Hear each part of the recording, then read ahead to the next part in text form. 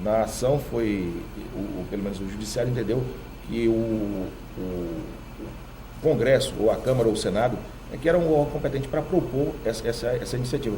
E nós pegamos o projeto do deputado Moisés Diniz aqui. O engraçado é o seguinte, o deputado Moisés Diniz foi líder do governo na Assembleia Legislativa, o deputado Werner Rocha era o líder da oposição, eles brigavam lá no plenário, mas sempre foram bons amigos. Isso prova que é possível, sim, a gente praticar a política com P maiúsculo, né, deputado? Moisés Diniz é uma pessoa que eu tenho muito respeito, foi um dos maiores deputados que eu conheci, né? Acho que faz falta hoje, foi um candidato a deputado federal, uma pena que não ter sido eleito, certamente representaria muito bem o nosso estado lá na Câmara Federal. E aí uma homenagem a ele, e para também trazer uma boa iniciativa proposta pelo deputado, ajudar, principalmente as comunidades, a população mais carente. Veja que a população mais carente não dispõe de conta bancária, de cartão de crédito, e esses cortes normalmente se dão nos finais de semana e vésperas de feriado. Então as pessoas têm que esperar. Mas hoje é dia de corte. Pois é. Então, aprovando esse projeto, não quer dizer que nós vamos passar a mão na cabeça de inadimplente, não é isso. Mas dá o direito às pessoas a procurar a rede bancária no dia de expediente para pagar suas contas. Com certeza. Então, é um projeto de grande alcance social. E aqui, mais uma vez, eu queria fazer uma homenagem ao deputado Moisés Diniz, que foi o autor da ideia. Eu até liguei para ele: Moisés, vou apresentar o seu projeto aqui, você permite, você autoriza? Ele disse: não, sem problema nenhum, Rocha, pode apresentar o projeto aí. E apresentei, conversei com o Russomano, que certamente será o relator, e esse projeto certamente será aprovado. O ex-deputado Márcio Bittar, que é o presidente do Instituto Teotônio Vilela, ITV, esteve aqui no início da semana e fez alguns elogios ao senhor, dizendo que o Instituto tem da sua parte todo o apoio. O Instituto Teotônio Vilela é órgão vinculado ao PSDB, presta uma homenagem a um grande nome do partido e da política brasileira de um modo geral. Segundo ele, além desse seminário de hoje, mais 3 serão realizados ainda este ano. O Márcio tem feito um grande trabalho à frente do ITV, é uma grande liderança do nosso Estado, e está promovendo, né, esse debate sobre os caminhos, sobre alternativas para a região norte. Veja aqui que nós temos aqui uma dificuldade muito grande. A ZPE já tem aí vários anos que foi criada e nós não conseguimos atrair uma única empresa, uma única indústria para cá, né? Então nós temos que buscar alternativas. E o Márcio tem feito esse papel de debater, de levantar os rumos que a nossa economia pode tomar. Veja que o governo do estado por várias vezes fretou aviões aqui para mandar pessoas para fora para aprender, para visitar a feira de Milão, feira de móveis de Milão, e até hoje nós não vimos resultado prático.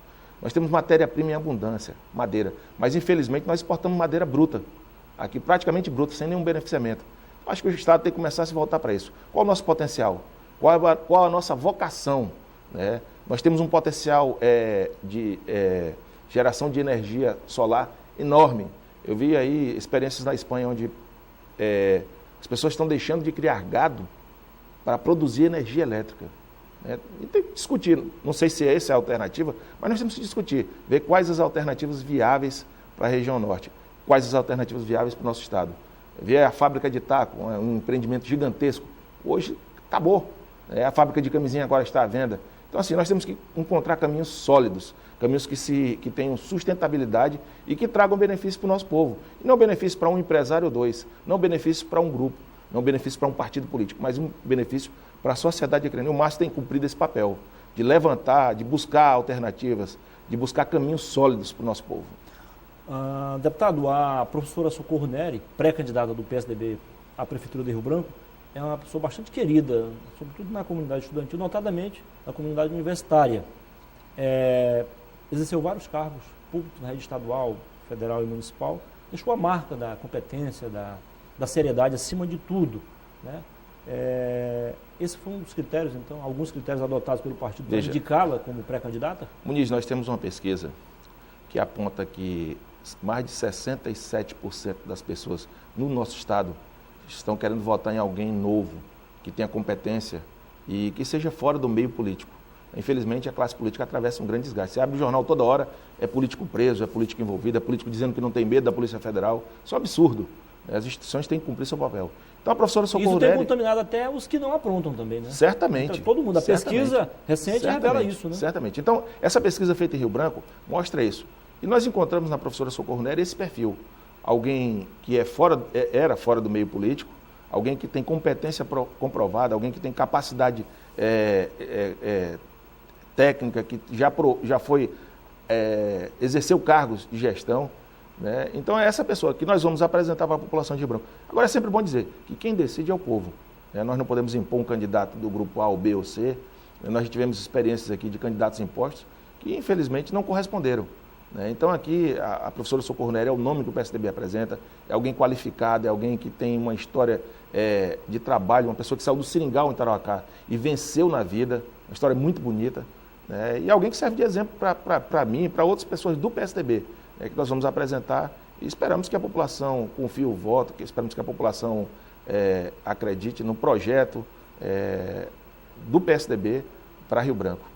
Deputado, nós estamos aí com a inflação histórica, desemprego jamais visto na nossa história, enfim, o dólar nas nuvens, a presidente Dilma tentando salvar a própria pele, por outro lado, o presidente da Câmara também mais enrolado do que fio de bobina.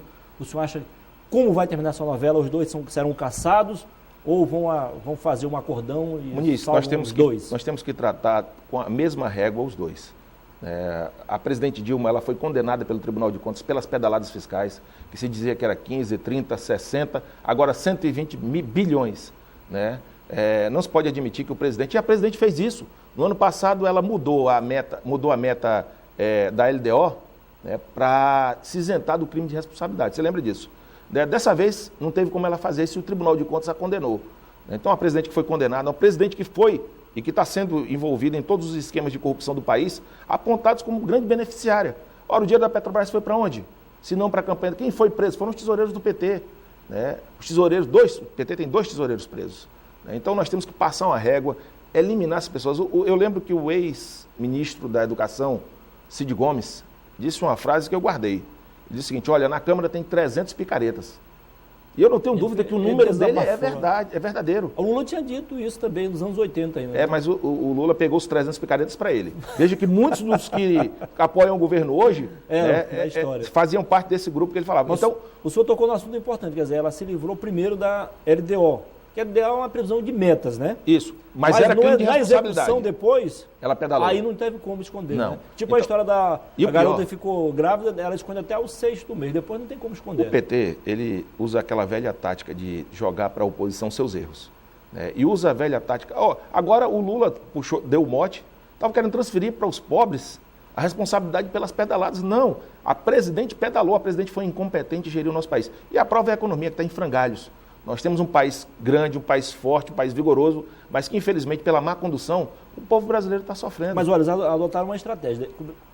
No início, negavam as pedaladas. Aí, como não tinha mais como negar, aí afirmaram que não, outros governos fizeram o mesmo, inclusive o governo do PSDB, Fernando Henrique Cardoso. E aí? Isso é mentira. A presidente Dilma inovou, criando as pedaladas, né, para pegar recurso público e fazer um caixa fictício. Aconteceu a mesma coisa nos fundos de pensão. Então, o PT, ele é doutor. E aí eu te digo, onde o PT bota a mão, infelizmente, tem corrupção. Dá até para rimar, né? Eu vou te dar um exemplo aqui. Eu recebi o embaixador da Ucrânia e ele foi falar da binacional, Brasil-Ucrânia. Nessa binacional, o Brasil entrou com 500 milhões e a Ucrânia com 500 milhões. Resumindo, no final do ano passado, o ex-presidente Lula procura o grupo da Ucrânia e queria triplicar o orçamento. Olha só as empreiteiras. Odebrecht e Camargo Corrêa, trabalhando sem licitação. Como a Ucrânia não aceitou, o Brasil desfez o contrato. Os 500 milhões de recursos do povo brasileiro que foi investido lá em Alcântara para lançamento do foguete ucraniano não serve mais para nada. Não serve mais para nada, vai ter que gastar de novo. Então nós representamos o ex-presidente Lula, está lá com o procurador Janot, a representação. Espero que o Ministério Público Federal cumpra a sua parte e apure e puna se for o caso, porque nós não podemos admitir que 500 milhões foram jogados no lixo. Mas não só isso. Petrobras está em frangalhos. Enquanto o combustível no mundo está baixando, nós estamos pagando o combustível mais caro. Por quê? Porque nós estamos pagando a conta da corrupção. Isso aí o povo brasileiro sabe disso. Só para encerrar, o senhor acredita ou não no impeachment e na cassação do Eu acredito Eduardo nos Cunha? dois. Acredito no impeachment e acredito na cassação do presidente Eduardo Cunha. Nós não podemos admitir, e aí o presidente Eduardo Cunha, ele tenta usar, né, os mecanismos de defesa, a presidente Dilma vai usar os seus, é legítimo a defesa. Então, se o senhor acredita, o senhor vota na cassação dos dois? Dos dois. Certo. É legítima a defesa dos dois, mas eu acho que o povo brasileiro já tem consciência. Ora, tem cheques assinados do Eduardo Cunha, tem contas na Suíça, a presidente Dilma foi a grande beneficiária de todo esse esquema de corrupção. Aí agora a família do Lula entrando, o próprio Lula, né, fazendo bravata, dizendo que não tem medo da Polícia Federal. Isso é um absurdo. O país tem que ser passado a limpo. E quem errou, quem cometeu irregularidade, tem que pagar. Mas o Lula é um bom pai, não sei se ele tem bons filhos. Deputado, muitíssimo obrigado pela... Eu que lhe agradeço, parabenizar pelo programa mais uma vez. Daí fica à sua disposição. Também parabenizo a sua atuação como parlamentar, como deputado. Muito bem. Olha só, ontem houve uma reunião aqui, uma audiência pública para debater os apagões aqui no Estado. Vamos à Assembleia Legislativa agora com o repórter J. Guimarães. O vice-presidente do Senado Federal foi quem convocou a presença do Ministério de Minas e Energia na audiência pública sobre os apagões no Acre.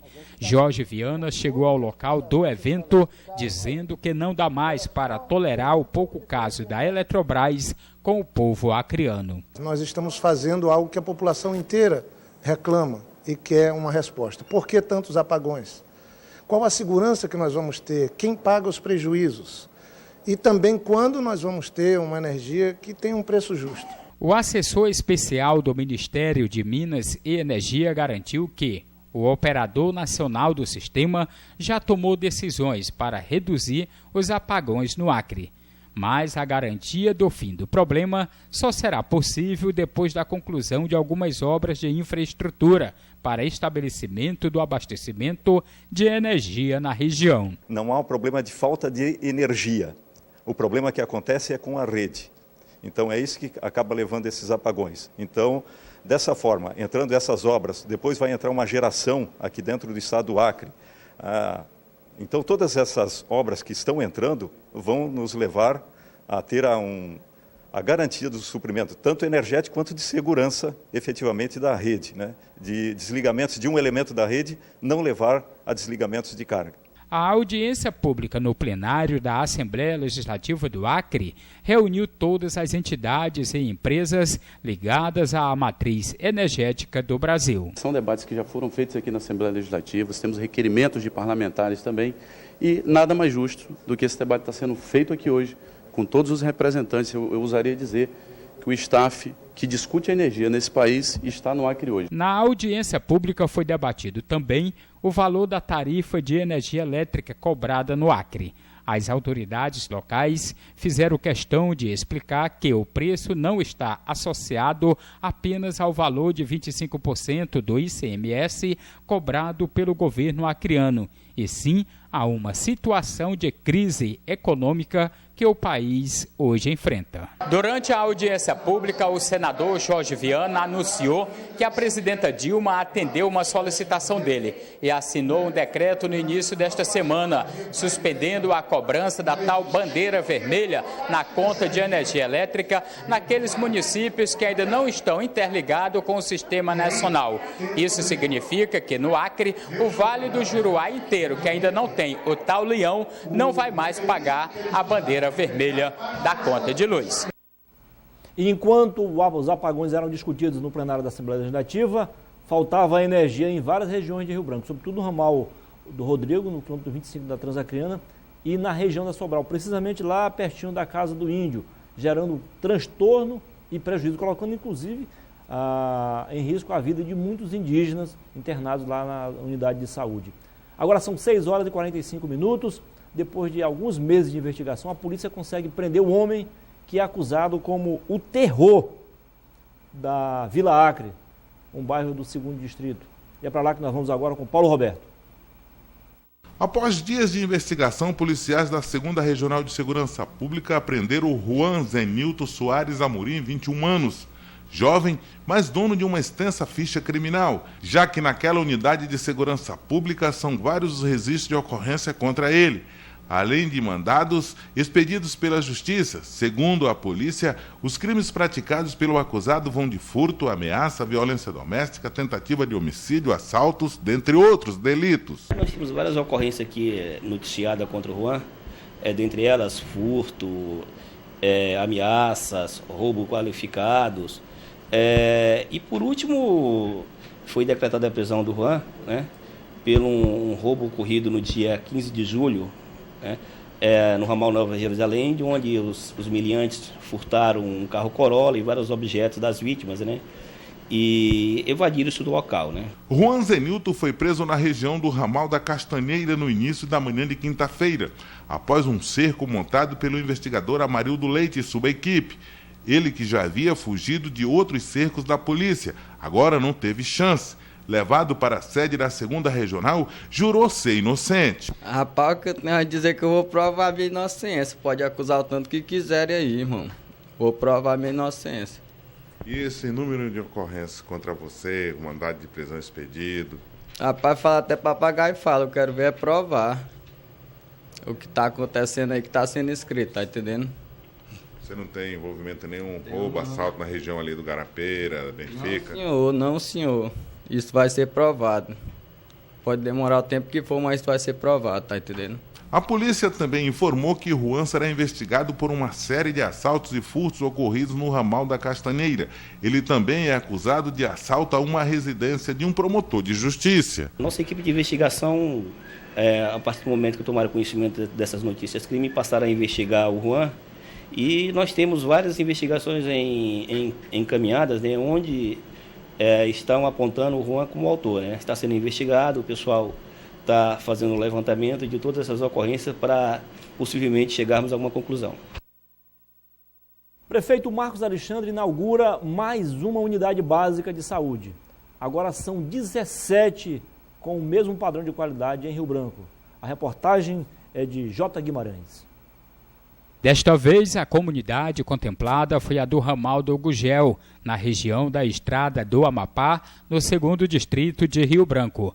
A exemplo das outras unidades básicas de saúde já construídas pela atual administração de Rio Branco, essa vai funcionar também com todo tipo de atendimento à população. Nós teremos atendimento médico, atendimento odontológico, que é uma das grandes novidades dessa unidade. Temos atendimento de enfermagem, distribuição gratuita de medicamento, aferição de pressão, os trabalhos dos programas, 16 programas de atenção à saúde e também a questão do acompanhamento das famílias, principalmente das mulheres e dos idosos. Então é um momento muito importante para a Prefeitura, que a gente, com muita alegria, substituindo uma casa alugada e colocando o serviço mais próximo das pessoas. Essa foi a 17ª inaugurada pelo prefeito Marcos Alexandre em apenas 2 anos de administração pública.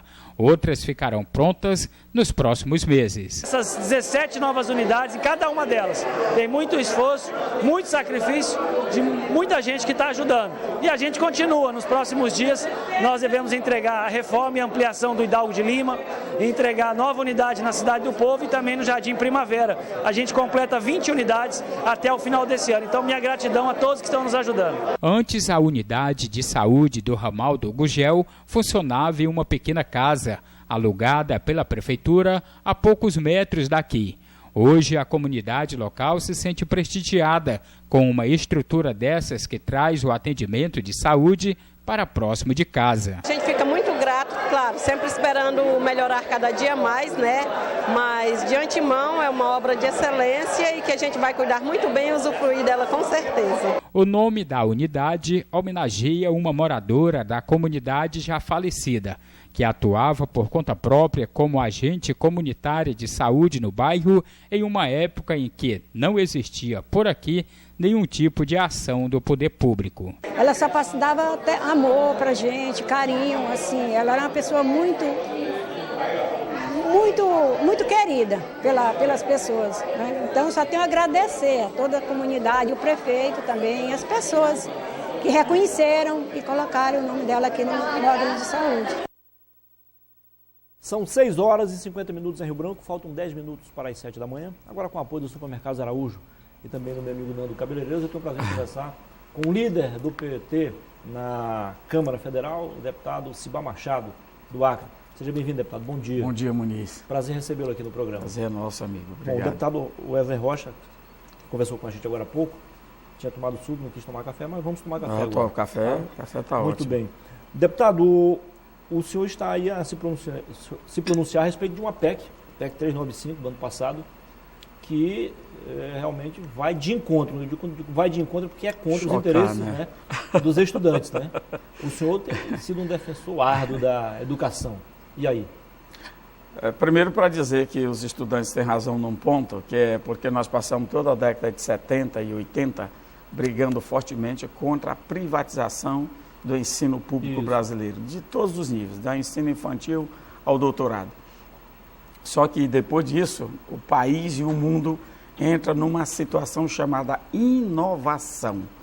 E só se pode ter inovação se as empresas tiverem uma participação e uma sociedade, uma interação maior com as universidades. Claro.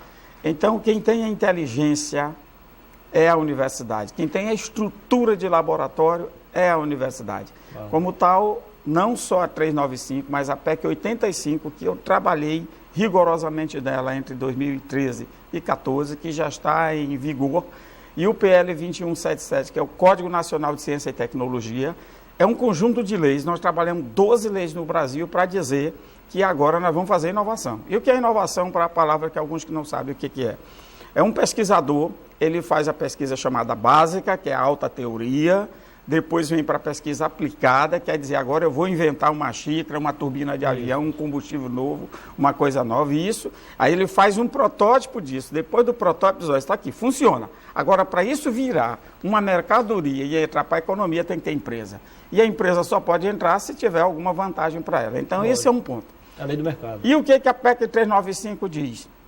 Diz que a empresa que precisa formar naquele momento um determinado profissional, um grupo de profissionais, ela não tem que botar no mestrado que já existe. Então, o mestrado que já existe está ali. O FAC hoje tem 12 mestrados, 3 doutorados. Então, isso lá, eu vou lá, me inscrevo, passo na prova e vou fazer. Profissionalizante é outra coisa. É uma empresa, se aqui a SBT quiser formar mais 10 jornalistas rapidamente, vai lá e contrata, paga. Como o governador do Acre no passado, formou um grupo de economia, uma turma. Pronto, parou. Contratou o FAC para formar todos os professores do ensino médio que ainda não tinham curso superior, por lá, pagou e pronto, é isso, nós estamos falando disso. Entendi. Nós não estamos brigando com o estudante continua lá, a universidade é dele, não estamos mexendo com o estudante. Nós só estamos abrindo uma porta que a universidade, que a empresa agora possa contar. Porém, tem duas coisas para fazer. A empresa vai fazer isso de graça, eu sou contra. A empresa tem que pagar. O estudante não vai pagar nada, a empresa paga. Que é mal E por fim, tem uma pergunta que eles fazem, que é bom responder. Sim, mas aí se o professor não vai largar o mestrado normal para ir para o profissionalizante, aí neste caso nós amarramos. Amarramos no meu PL 2177, que diz que um professor pesquisador que faz extensão ou que for fazer esses cursos laticentes, ele só pode fazer durante 8 horas semanais. As outras horas dele é normal porque ele já faz lá na universidade, que ele é pago para isso. É isso. Então, acho que houve um frisson, porque um grupo de estudantes do pensamento dos anos 80 puxou esse assunto e isso pegou que nem fogo em palha de milho seco. Nós estamos fazendo. Se não quiser, pega, não tem problema.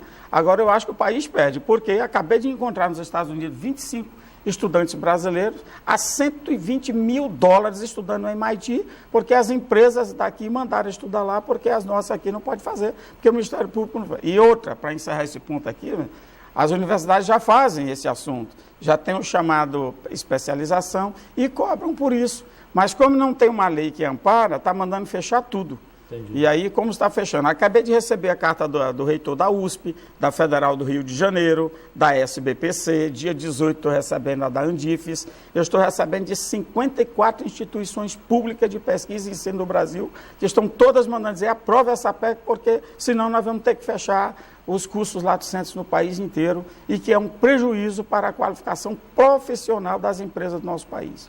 Deputado, o PMDB apresentou um documento que, segundo eles, a liderança do partido, podem ajudar o governo a diminuir os efeitos da crise, tanto na questão financeira como na questão fiscal. A bancada do PT, liderada pelo senhor, também apresentou uma proposta, uma pauta econômica, foi editada. Queria que o senhor falasse especificamente da ação do partido. Perfeito. Você sabe, a economia do Brasil resistiu à crise do mundo de 2008 até o ano passado, resistiu bem. E uma das coisas que foi feita foi desoneração, muita desoneração. E não deu o resultado esperado, que é o retorno, a exportação e movimentar. Quem segurou a economia do ano passado foi o consumo interno. Pô, muito bem. De lá para cá se falou de ajuste fiscal. Então tem que cortar ali, aperta aqui, aperta acolá. E o pós-ajuste fiscal não foi anunciado, nem pelo governo. Como não foi, surgiu, você viu, o Renan lançou a chamada pauta do Senado, outros lançaram, e nós também lançamos um. A nossa bancada também tem uma com 14 pontos. E naquele momento, que já desde abril deste ano, só que não fluiu a conversa, não Essa andou. é diferente do partido em si, né? A nossa é diferente da do PT. O PT lançou uma e nós temos essa. Aquela pegava mais no pé do Joaquim Levy, né? E a nossa, ela de fato, ela traz números. Nós estamos trazendo números. E agora eu vou assinar quarta-feira, um convênio com o IPEA e outras instituições que vão, digamos, prestar toda a assessoria a nós. O que é que nós estamos falando nesses 14 pontos? Nós falamos CPMF naquele momento, pediram para retirar, nós retiramos. Mas nós falamos de dívida ativa, então todos os estados, municípios e a União têm hoje quase 2 trilhões de reais para receber de dívidas que não são pagas. O que é isso? Nós estamos propondo uma regra que os municípios, estado e a União vendam essa dívida para algum banco por um preço menor, e o banco vai lá e depois faz a cobrança dele. Isso é um dinheiro limpinho, sem imposto, sem encher a paciência de ninguém, sem brigar com ninguém. Mas qual seria o percentual de desconto?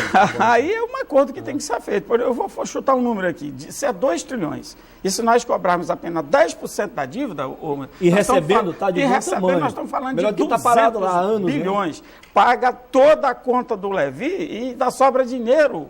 O ajuste fiscal está pago, que são 180 bilhões de reais. O Marcos Alexandre fez isso aqui. Então, nós estamos falando disso, isso é uma coisa. Nós estamos falando do repatriamento que virou essa confusão danada. Alguns estão dizendo que isso é dinheiro para salvar Eduardo Cunha. É brincadeira. Aí é querer fazer uma oposição maluca, extemporânea, sem assunto. Por quê? Porque nós temos quase, que foi dito agora, 400 bilhões de dólares de sonegadores que mandaram o dinheiro aí para fora. Como sonegação fiscal não é crime, crime é assim, ele só existe enquanto eu não pago. Se eu for lá no fisco amanhã e disser, não, eu quero me regularizar, esse crime não existe mais. Então nós estamos regulamentando isso. Já que o dinheiro está lá fora, é dizer para o cara, tá bom, vem para cá, credencia, bota teu dinheiro de volta aqui e tu vai pagar 15% de multa e 15% de juros e está resolvido o nosso problema. E é isso que nós estamos fazendo na lei. Mas uma dotação orçamentária não resolveria o problema a hora que arrecadasse? Não, porque o problema não é esse, não. O que contou menor é porque a imprensa nacional foi dizer que esta lei do repatriamento era para salvar as contas do Eduardo Cunha. E aí virou o que virou. Mas não tem nada a ver. Aí foram dizer que é para salvar dinheiro de doleiro, de narcotraficante. Rapaz, isso é uma esculhambação que a oposição quer fazer no país. Isso é esculhambação, isso não é querer pensar o Brasil. Então nós estamos dizendo para estas pessoas, como o México fez, a Alemanha fez, a Itália fez, todo mundo está fazendo, são 37 países hoje que estão fazendo a mesma coisa, repatriar esse dinheiro. Então nós estamos colocando uma lei que diz, pode trazer o seu dinheiro de volta e não vai haver mais problema com você. Agora você tem que registrar e você vai pagar o correspondente. Então está ajustando para fazer uma multa um pouquinho menor, para poder o cara se sentir tranquilo para fazer. Nesta brincadeira, se for, porque ninguém tem certeza, mas se fala, em 400 bilhões de dólares desse dinheiro, e a gente repatriar esse dinheiro, quanto é que nós não estamos arrecadando disso? Então, essa é uma outra coisa, viu? E isso o governo pegou, isso o governo já botou para andar. Essa era uma das nossas ideias desde abril, e o governo botou para andar. Nós estamos falando também já falamos da CPMF, e agora nós estamos falando de uma nova tabela para o imposto de renda. O Brasil só tem 3 faixas para imposto de renda. Então, você tem a faixa de isenção, 4, né? Porque a faixa de isenção é de R$ 1.900. Aí depois você já entra na faixa de 7%, depois é de 15%, depois é de 27,5%. Ou seja, um trabalhador da classe média, ele vai ter um problema de pagar demais por uma renda que ele não é justa a sua cobrança. E aqueles que ganham acima de R$100 mil estão lá dando de braçada pagando 27%. E por falar em justiça, deputado, as pessoas que são isentas, mesmo assim, não declarando, aí estão sujeitas a pesadas multas. Isso tem que acabar. São multas que não aí nós estamos fazendo, sentido. Viu, Muniz? A nossa ideia é aumentar a faixa de isenção de 1.900 para 3.300, num dado do Diese. Aí nós criamos mais 7 faixas. Aumenta mais para cima. Mais 7 faixas. De forma que hoje um salário de deputado, que nem o Cibar Machado, que paga 27,5%, vai para 30% de imposto de renda. E aí vai isentar mais gente lá embaixo. E cria uma faixa maior para os que ganham de 100 mil para frente. Aí mais justo, então, nesse caso. Aí vai para 40%. Então, essa é uma proposta que o DIEESE vai nos apresentar, pedindo para fazer o estudo, toda a base de cálculo e a fundamentação jurídica, e nós vamos botar isso para andar. Ele é mais justo, socialmente falando. Né? Então, essas coisas todas são 14 pontos, nós estamos chutando aí por baixo, que nesses esforços aí, por exemplo, ativos. A Caixa Econômica tem, desde Fernando Henrique, uma venda de um ativo para os franceses, uma ação dela, que pode ser renegociada agora por 35 bilhões de reais. E os franceses só queriam pagar, sabe quanto? 5 bilhões, é brincadeira. Conseguimos desmanchar o ninho da pata. Vai ter que aumentar este negócio, não pode ser desse jeito. O leilão tem que ser para cima e não para baixo. Então, você soma estas coisas. Tem um monte de patrimônio da União que para a União é custo, só é despesa.